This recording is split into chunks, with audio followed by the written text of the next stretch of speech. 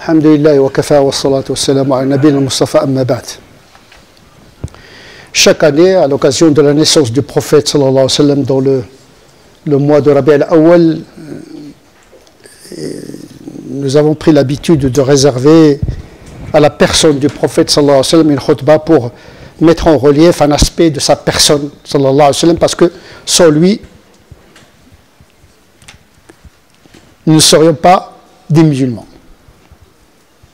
C'est grâce à lui, après Allah subhanahu wa ta'ala, que nous sommes ce que nous sommes aujourd'hui. Bien sûr, on n'attend pas Rabi' al-Awwal pour commémorer et célébrer sa personne. Nous l'évoquons à chaque prière. À chaque prière, nous prions sur le prophète. Donc, 5 fois par jour, dans Tahiyyat. Donc il fait partie de notre vie spirituelle. Mais bon, on a pris l'habitude de rappeler les musulmans quand même de l'importance de sa personne, qui est en même temps singulière et universelle en même temps. Il y a le prophète en tant que personne et il y a le prophète en tant que concept. Si on veut transformer le prophète comme un modèle, il faut le théoriser. Il y a Mohammed sallallahu alayhi wa sallam, l'historique. Il y a Mohammed, le modèle universel. Donc il faut une forme d'épistémologie herméneutique qui fait passer la notion de Mohammed en tant que personne historique et prophétique à un modèle universel éternel. Comme on fait pour le Coran.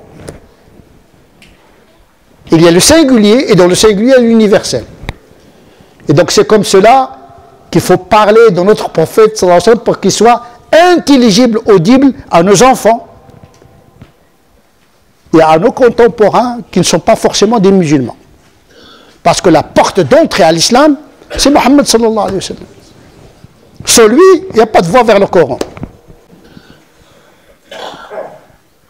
Avoir un doute sur sa personne, c'est réfuter la révélation entièrement. C'est pour cela que parler du prophète, c'est une mission grave, essentielle et très sensible. Au commencement, c'était la prière d'Abraham. Abraham s'est adressé à Allah subhanahu wa ta'ala après avoir construit la première mosquée édifiée pour Allah subhanahu wa ta'ala. Après l'accomplissement de cette construction, il s'est adressé à Dieu en demandant à Allah subhanahu wa ta'ala d'envoyer au peuple qui va habiter l'entourage de la Kaaba, de leur envoyer un prophète parmi eux. Puisque Abraham, il sait que Dieu n'envoie pas un prophète étranger à son peuple. Il faut que celui qui porte le message de Dieu, il faut qu'il soit incarné dans la culture où il est amené à parler de Dieu. Et à cet égard-là, aujourd'hui, si on veut parler à nos contemporains, si on veut se référer au prophète sallallahu alayhi wa sallam, il faut partir de notre réalité. Et pas la réalité d'Abraham, ni de Moïse, ni de... Sinon, ça va être un clonage. Et le clonage est mortel. Et stérilisant. Et donc, il a demandé à Allah, subhanahu wa ta'ala, d'envoyer un prophète en ces termes, avec cet ordre, en parlant des missions, la mission du prophète, en évoquant un prophète qui vient transmettre la révélation. Yatlu alayhim ayatika. Envoie-leur un prophète qui leur transmet tes versets, ta révélation. C'est normal, la première mission d'un prophète, c'est de communiquer la parole divine à son peuple. Est-ce que cela est suffisant? C'est nécessaire, mais ce n'est pas suffisant. Parce qu'on peut avoir l'information et ne pas la comprendre. Même si on parle le même langage. Puisque même à l'époque du prophète sallallahu alayhi wa sallam, les compagnons n'ont pas compris un certain nombre de passages du Coran. Pourtant, le Coran parlait leur langue. Donc il ne suffit pas d'être dans la même culture linguistique pour comprendre le message. Yatlu alayhim ayatihi, donc il leur apporte tes versets, il leur enseigne le livre. Il y a la révélation, il y a l'enseignement. Ça veut dire que bon, il n'y a pas que le rôle de la narration de la révélation est également l'explication du contenu de cette même révélation. Il leur enseigne le livre et la sagesse et les éduque. Donc il a fait l'éducation comme une dernière mission du prophète dans cet ordre. Dieu a répondu à cette prière, mais autrement. Il a fait une modification dans l'ordre de la mission du prophète, mais une modification très symbolique, très significative. En disant, celui qui a fait un geste à l'égard des croyants, un geste de grâce, il n'est pas obligé. Dieu n'est pas obligé d'envoyer des prophètes, ni même de parler avec les hommes. C'est de sa part un acte gratuit. Personne n'oblige Dieu. Il nous a donné de l'importance parce qu'il nous a créés. Et non seulement il nous a créés, mais il nous a parlé à travers des hommes qui sont comme nous. Ça veut dire qu'il a fait une descente. Hein. Il est venu par lui-même, à travers sa parole, pas par son essence, pour parler avec nous.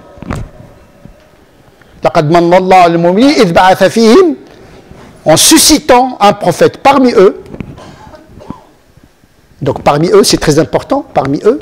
Parce que chaque fois le Coran dit parmi eux, parmi eux, parmi eux.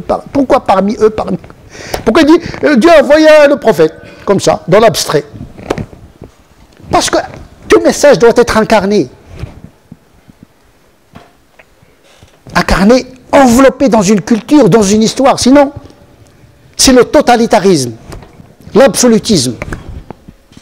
Or, le Coran est une parole pratique et concrète. Il n'est pas une philosophie, une métaphysique abstraite, mais un message incarné dans un peuple, dans une langue, dans un homme, pas pour reproduire systématiquement l'histoire de ce peuple, mais de s'inspirer de la modalité de la communication divine avec une réalité donnée.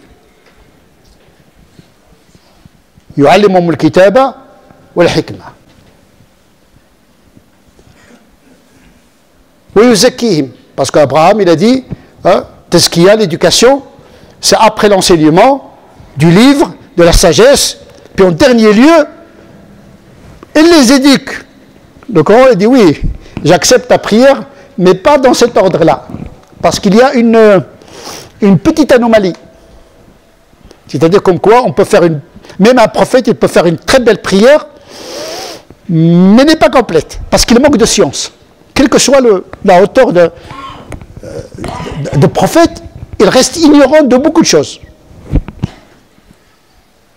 Eh bien, le Coran a rectifié la prière d'Abraham en disant que ce prophète, effectivement, il vient narrer la révélation, il va transmettre la révélation, ce qu'Abraham a mis en dernier lieu, hein, la réponse de Dieu l'a mis en deuxième lieu. Juste après l'information divulguée, il faut que le prophète se charge de l'éducation des âmes. Avant même d'enseigner le contenu. Ça pourrait... Les musulmans aujourd'hui, ils pensent qu'on va éduquer les musulmans par le Coran et la Sunna. Le verset, il dément cette opération-là. D'abord, il faut éduquer les musulmans pour qu'ils soient normaux, déjà. Une population qui est vicieuse, où il y a le vice partout, la suspicion partout. C'est une population malade, il faut la soigner. Il ne peut pas s'approprier la révélation. Elle est malade, il faut la soigner.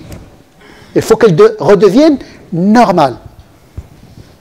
Allah a'lamu haythu yaj'alu risalata. Dieu, quand il a choisi le peuple arabe, c'est parce que c'est un peuple vierge de toute civilisation, de toute culture. Ils avaient annexé de la moralité. Ils étaient tellement généreux qu'ils gaspillaient l'argent. Ils étaient tellement courageux qu'ils frôlaient la témérité. Ils avaient des excès dans la morale. Ils n'avaient pas un déficit dans la morale, ils avaient un excès. Le Coran est venu pour les modérer. Ils étaient très fidèles, mais un tribalisme aveugle, fidèles à leur tribu. L'islam est venu modérer cette morale, mais il y avait une énergie chez ce peuple-là. Ils n'étaient pas pollués par les autres civilisations, en matière morale, etc. Ils avaient des valeurs, même le vin, ils considèrent que le vin c'est quelque chose qui c'est pas bien. Une femme libre, est-ce qu'il peut... Il n'imaginait même pas ça.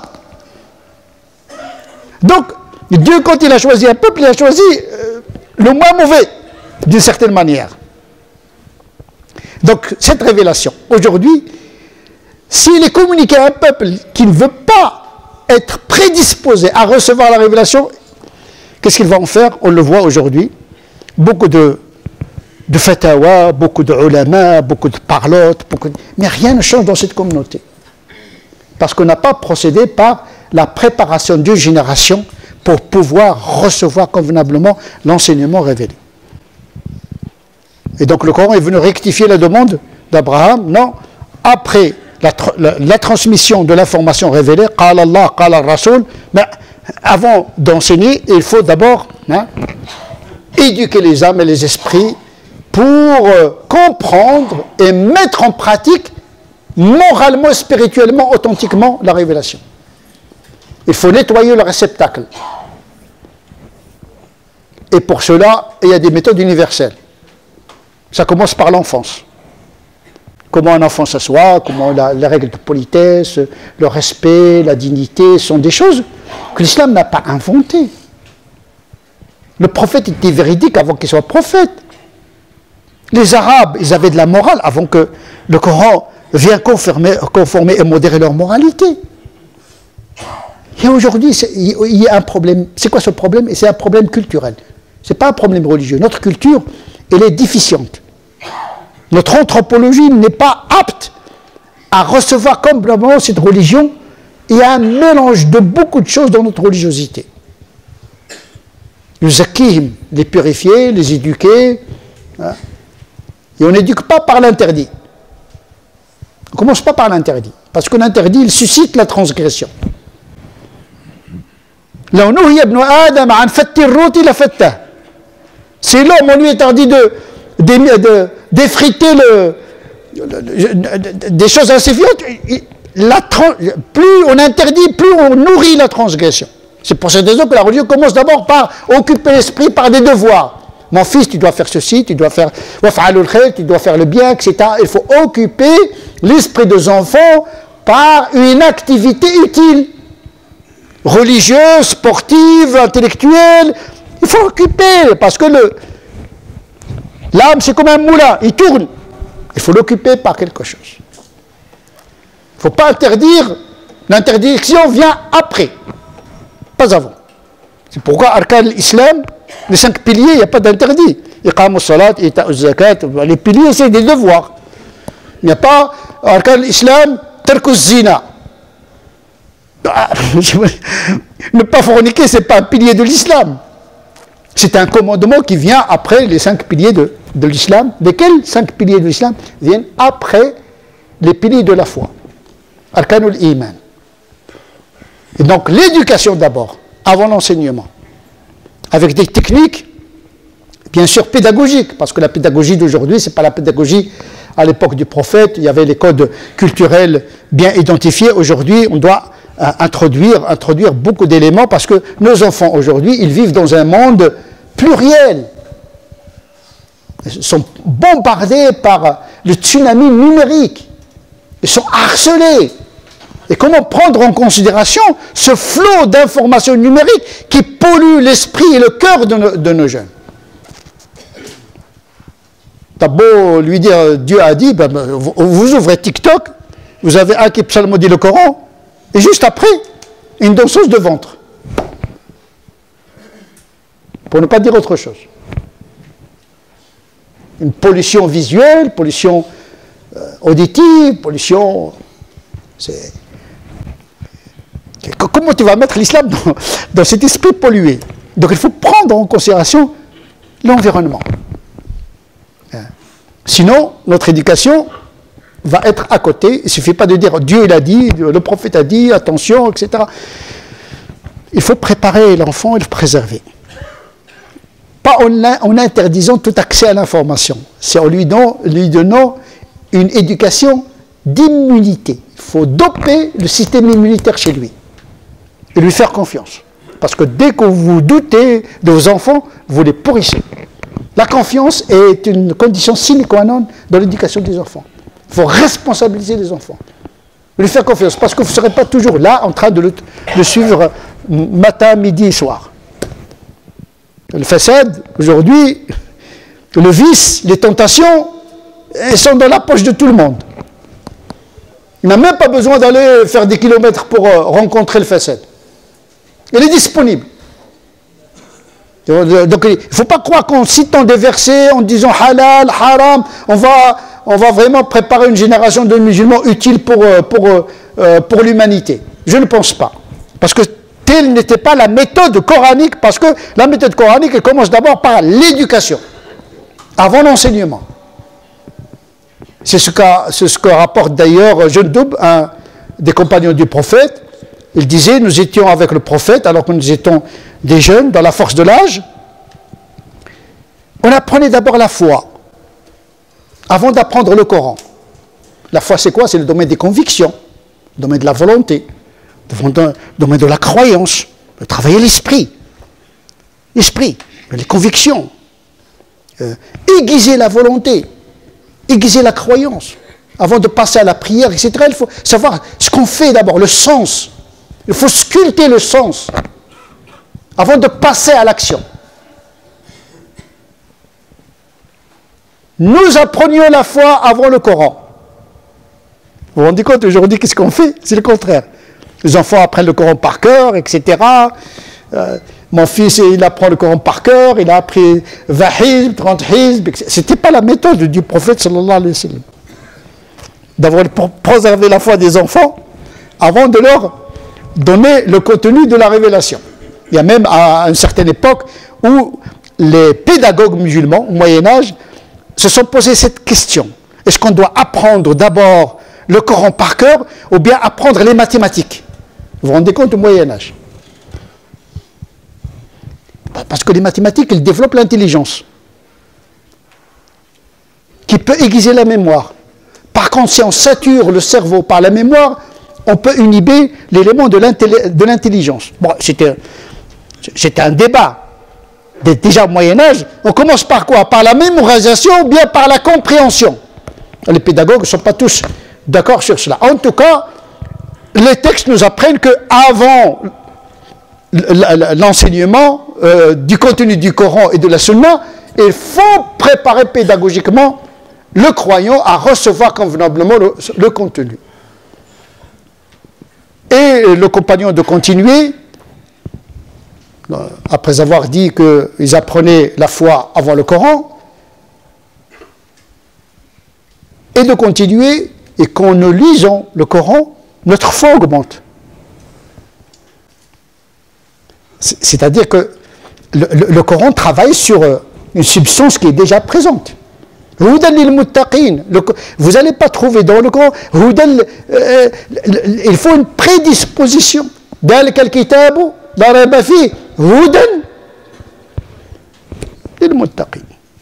faut toujours une prédisposition.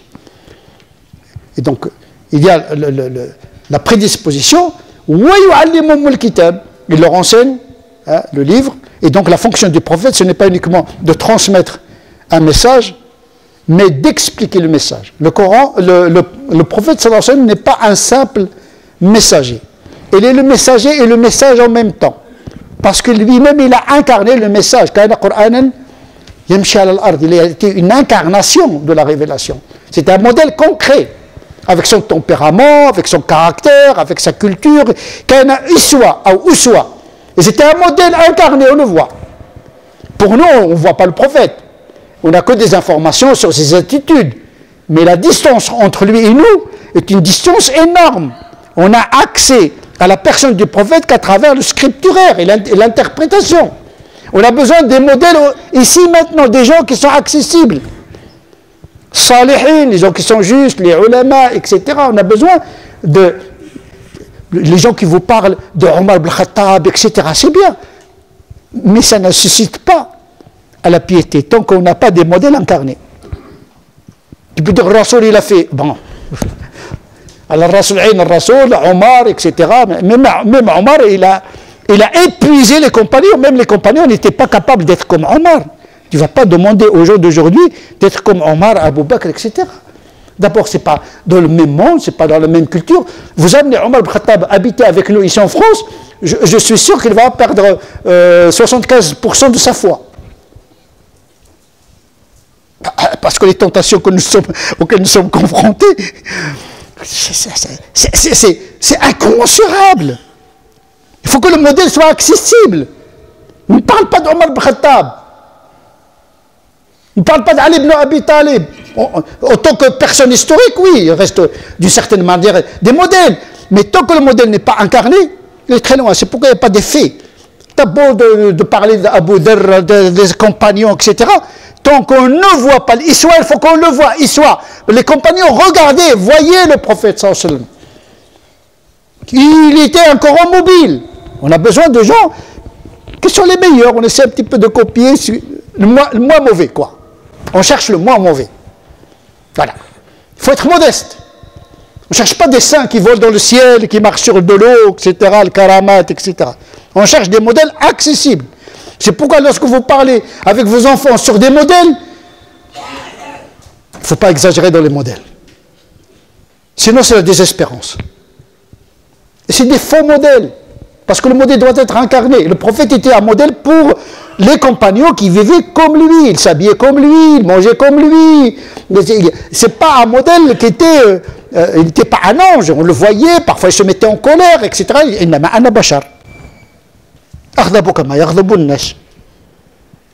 c'est pour cela qu'il était, et qu'il reste aujourd'hui, jusqu'à aujourd'hui, un modèle. Mais il ne faut pas mythifier le prophète. Sinon, on va le rendre inaccessible. Il faut le rapprocher. Donc, du modèle historique au modèle universel qui est incarné dans la singularité de notre époque. Donc, parler du prophète, ça nécessite un ilm. Comment articuler la personne du prophète pour que ce soit vraiment un modèle pour nous, ici et maintenant. Il leur enseigne le livre.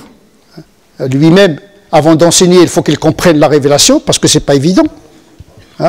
C'est pas évident. Parce qu'il peut recevoir quelque chose qu'il ne comprend pas. C'est pour cette raison qu'il demande à Dieu de l'éclairer sur la révélation. Augmente mon savoir, pas la révélation. Tu peux avoir 5 volumes de la révélation. Plus il y a de la révélation, plus la perplexité augmente. C'est pourquoi le format est fini. Est-ce que c'est pour autant que les paroles de Dieu sont finies? Non. Ils ne sont pas finis, les paroles. Pourtant, à un moment donné, il faut qu'il y ait un format. Il faut que le corpus soit défini. وَيُعَلِّمُهُمُ الْكِتَابَ وَالْحِكْمَةَ. Le hikmah, c'est la sagesse universelle. C'est une ouverture sur l'universel. Là où il y a la sagesse, le musulman doit aller la chercher. Donc, ce n'est pas une clôture fermée sur le Coran, puisque le Coran il renvoie également à d'autres modes de connaissance. Le prophète lui-même, sallallahu alayhi wa sallam, il renvoyait « Antum a'lamu bi umuri dunyakum » vous êtes le plus à même à connaître les affaires de ce bas monde. Donc, effectivement, lorsqu'on parle du prophète sallallahu alayhi wa sallam, c'est un modèle qui reste un modèle métaphysique, un modèle incarné à son époque, mais comment le rendre audible, intelligible à nos enfants aujourd'hui, sans le mythifier, parce que plus on mythifie un modèle, plus on le rend inaccessible. نسأل الله عز وجل أن يجعلنا من الذين يستمعون القول فيتبعون أحسنه أولئك الذين هداهم الله أولئك هم الألباب اللهم اهدنا فيمن هديت وعافنا فيمن عافيت وتولنا فيمن توليت وبارك لنا فيما أعطيت وقنا واصرف عنا شر ما قضيت اللهم صل على سيدنا محمد وعلى آل سيدنا محمد كما صليت على سيدنا إبراهيم وعلى آل سيدنا إبراهيم وبارك على سيدنا محمد وعلى آل سيدنا محمد كما باركت على سيدنا إبراهيم وعلى آل سيدنا إبراهيم في العالمين إنك حميد مجيد سبحان ربك رب العزة عما يصفون Salamun ala al-mursalin walhamdulillahi rabbil alamin.